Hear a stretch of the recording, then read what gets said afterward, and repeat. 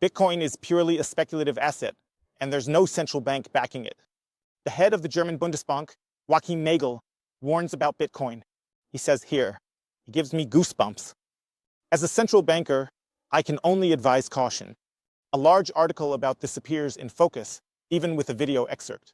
We're looking into this because we can see that the central banks are shaking in their boots. We've seen the European Central Bank launch a massive attack against Bitcoin twice in the last 2 years. Once they said that Bitcoin is fading into irrelevance. They once said that Bitcoin is causing social unrest here because the Bitcoin hodlers who were there at the beginning are profiting disproportionately. Now the German Bundesbank is also launching a massive attack against Bitcoin. We're going to look at the whole argument, but right now we can see this negatively and view the evil Bundesbank as they fire shots at Bitcoin. But these are exactly the signs that Bitcoin is winning, because Bitcoin is an alternative to central bank money. But these are exactly the signs that Bitcoin is winning, because Bitcoin is an alternative independent of central bank money. And when central bankers like Christine Lagarde, all those other guys, Jerome Powell, and now Nagel, the head of the Bundesbank in Germany, when they all shoot against Bitcoin, it shows that the central banks see Bitcoin as a candidate that could potentially be better money than the euro, the dollar, and all the other fiat currencies out there. And additionally, in the past, whenever central banks have attacked Bitcoin, those have been very, very good buying signals. So let's remember, for example, the article from the European Central Bank said Bitcoin will fade into irrelevance was around nearly US dollars. What happened next? Bitcoin is now shooting up to nearly US dollars. And it was exactly the same with the next central bank article. So whenever the central banks take shots at Bitcoin, it's actually a really, really good sign. But listen for yourself to what the Bundesbanker has to say. Joachim Nagel, Bundesbank President, warned about Bitcoin. Cryptocurrency gives me goosebumps. He compared Bitcoin's hype to past bubbles, saying it's backed only by a mathematical algorithm, lacking real value. He compares the hype around Bitcoin to previous speculative bubbles. Nagel emphasized that Bitcoin is backed only by a mathematical algorithm, with no real value behind it. He himself has never invested in cryptocurrencies, not even as a private individual. He advised investors to be aware of the lack of substance and authority like central banks. So with such weak arguments, I also get goosebumps. They're just talking about how Bitcoin is completely worthless again. I can't say it often enough. How many times do I actually have to say it? Value is subjective. Just because you, as central bankers, don't see any value, because you're at the very top of the money creation chain, because you're the ones who are the trillionaires who can siphon off purchasing power the most, because you're the ones who can corrupt money, because you're the ones sitting in your ivory tower with no anchor to reality, because you're the ones who can really drive wealth redistribution, just because money flows from savers to those who can go into debt and take cheap loans, thus subsidizing a very, very inefficient economy. It doesn't mean that for the average person, for me, or for the viewers here, it's a worthless instrument. Here, it's claimed that Bitcoin only has a mathematical code and therefore has no value. Just because you're kind of isolated here doesn't mean that for the average person, for me, or for the viewers here, it's a worthless instrument. It is claimed here that Bitcoin only has a mathematical code and therefore has no value. But folks, that's the coolest thing about Bitcoin, that it's just a mathematical code. Because who do you trust more? A mathematical algorithm that clearly defines that monetary policy will be halved every 4 years. We have established a very clear monetary policy, which is even transparent. Anyone can see it until 2140 and beyond. And for the first time, we have a fixed monetary system, not like with the central banks where we go from Fed meeting to Fed meeting, from central bank meeting to central bank meeting. We don't know how much money is circulating, whether interest rates are being raised or lowered, and so on. We have absolute clarity. And now some central banker comes along and says, hey, Bitcoin is worthless because it's just a computer code behind it. That's the coolest thing about Bitcoin. He indirectly confirms here that Bitcoin is designed to win, because a mathematical code can't be corrupted. Cryptography is incorruptible. No one can just say to math, hey, math, please lower the interest rates or something like that. It's absolutely incorruptible. And what do we see with fiat money? Sooner or later, fiat money always gets corrupted. It may be that Mr. Nagel or other central bankers here are actually doing a decent job. But sooner or later, a central banker comes to power who corrupts the whole system. There are rumors that the last central banker, I think his name was Wegman or something like that, or Wegman, something along those lines, was basically ousted because he was one of the last voices saying, hey, we need to maintain a somewhat restrictive monetary policy. We can't just completely open the floodgates on gold. We need to keep some discipline here. And then there was this guy, and he would just get ousted if someone said, no, that doesn't fit our policy. We want to inflate the place away, so you need to clear out your position now. But let's take a look at this article. I'll link everything down in the video description. It says here that Bitcoin is not a currency, but a speculative asset. Look at the price fluctuations. That should give anyone pause who is looking for a solid investment, not to mention a means of payment. As a central banker, I can only advise caution, so right from the start here, firstly, it is an object of speculation. Okay, I can perhaps even go along with it to some extent. For many people, Bitcoin is also speculation. They haven't done their homework here. They are basically at the level where Bitcoin is pure speculation for them. People who have done their homework, who have subscribed to the YouTube channel, are welcome to activate the bell here, press the subscribe button. That really helps me, the YouTube channel, that helps the Bitcoin movement, that helps you. It really is a win-win situation. But folks who get how Bitcoin works understand that, hey, it's not speculation anymore. It's the absolute certainty that my money can't be inflated away. And then he talks about the fluctuations and says that it should give anyone looking for a solid investment pause. And then you always have to ask the counter question, because if, for example, critics of Bitcoin need alternatives, euro inflation at 2% to 6% reduces purchasing power. Central banks could use sound monetary policy. And if the euro has an average official inflation rate of between 2% and 6% per year, which guarantees a loss of purchasing power, then you can't just sit there and say that Bitcoin isn't a suitable investment or, as they put it, isn't a solid investment. That just doesn't work. Central banks could use good policy. If recovery and productivity help savers, central banks, the euro, and the dollar are great, beating inflation yearly. Parking money in a bank or buying a bond leads to losses. Even the economic upturn, the economic productivity, reaches the saver, then you could sit down and say, hey, yo, our central banks are great, the euro is great, the dollar is great. Here you can outperform the inflation rate every year, but not even that is possible with the euro.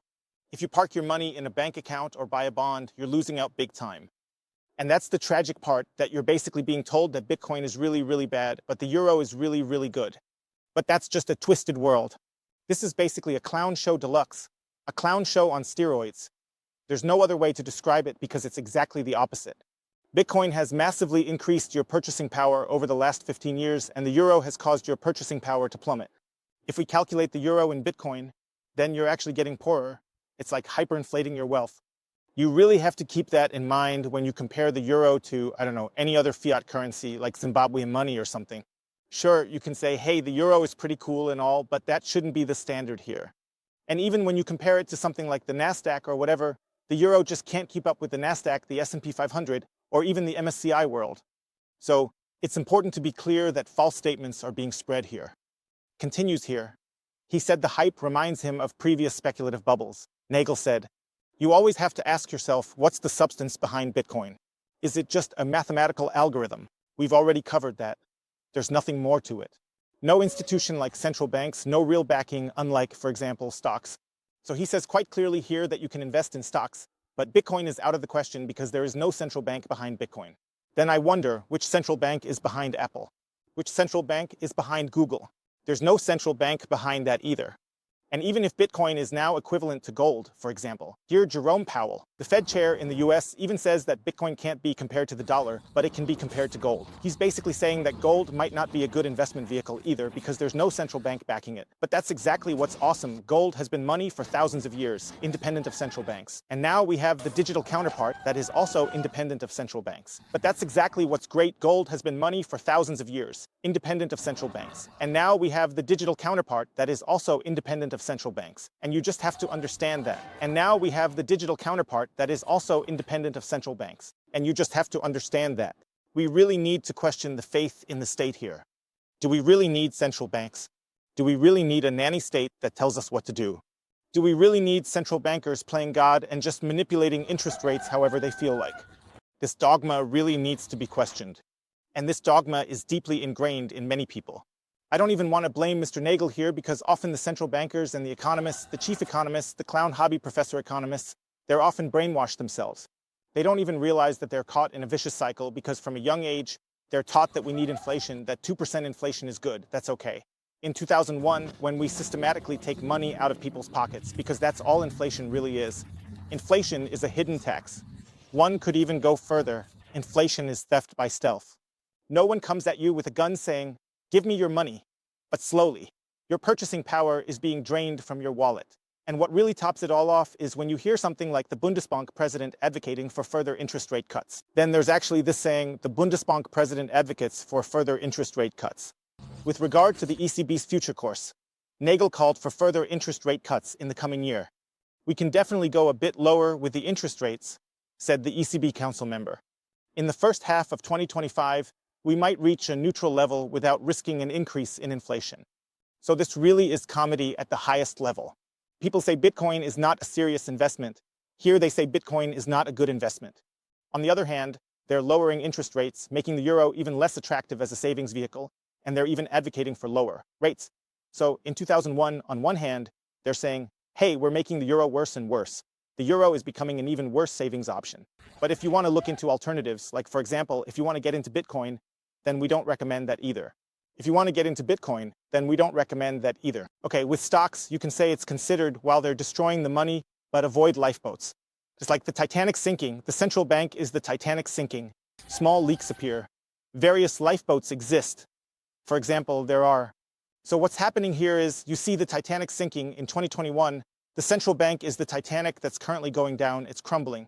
It hasn't fully hit the iceberg yet, but there are already small leaks. There are different lifeboats like stocks, bonds, and gold. You need to jump from the Titanic and choose a lifeboat. However, most lifeboats are sinking too. For example, the bonds lifeboat has holes because it can't generate a positive real return due to negative real interest rates. And most lifeboats also sink because if you get into the lifeboat of bonds, that bonds lifeboat has a bunch of holes in it because it can't manage to generate a positive return in real terms, since the real interest rate is negative. This means that the bond pays less interest than the inflation rate. So, if you have 3% inflation and you're getting 2% from the bond, that means you're looking at a minus 1% real return. That means if you get into the bonds lifeboat, it's going to sink. With the stocks lifeboat, you can say, okay, some boats are good, some boats aren't so great, but most of them are sinking. So, if you get into the bonds lifeboat, it's going to sink. In the stock boat, you can say, okay, some boats are good, boats are not so good. Most boats sink. But there are very, very few flagships like Apple, Microsoft, Google, MicroStrategy. Those companies aren't sinking. They even manage to massively outperform inflation in some cases. And then there's the big shining lifeboat, Bitcoin, which over the last 15 years has not only managed to slightly outperform inflation, but has far exceeded it. And more people are choosing that option. And when the head of the Bundesbank says, hey, the Titanic is sinking, but over here there's this shining lifeboat, please don't get in, it really makes you wonder. And more people are choosing that option. And when the head of the Bundesbank says, hey, the Titanic is sinking, but over here there's this shining lifeboat, please don't get in, it really makes you wonder. If you're going to jump into something, then please get into the bonds lifeboat, which also has a lot of holes, or hop into the stocks lifeboat. If you're lucky, you'll have a good stock, but if you're unlucky, you'll still lose out. And if you've done a bit of research, you might be able to build a market-neutral portfolio, and then you might be able to keep your head above water, but it's going to be a very bumpy ride. Or you just hop into the so-called rocket Bitcoin. This is probably not my lifeboat. Bitcoin is more like a rocket that's headed straight for Mars or the moon, I gotta say. And accordingly, look, what are the dogs saying? Hey, what do you say? Hey, buddy, what do you think? Buy Bitcoin or keep the money in the bank? So look, you can already hear it. He's clearly saying to put your money into Bitcoin or there's no recommendation to buy. You have to decide for yourself. You can also choose to be poor and, like Michael Saylor says, save in fiat money. I'll definitely put a link to Bitcoin down below for you. The easiest way to buy Bitcoin in Europe. And here, with the code BitcoinHOTL, you can actually get up to 20% off the fees when buying Bitcoin. Absolutely recommendable for beginners and also for advanced users. Super easy to use.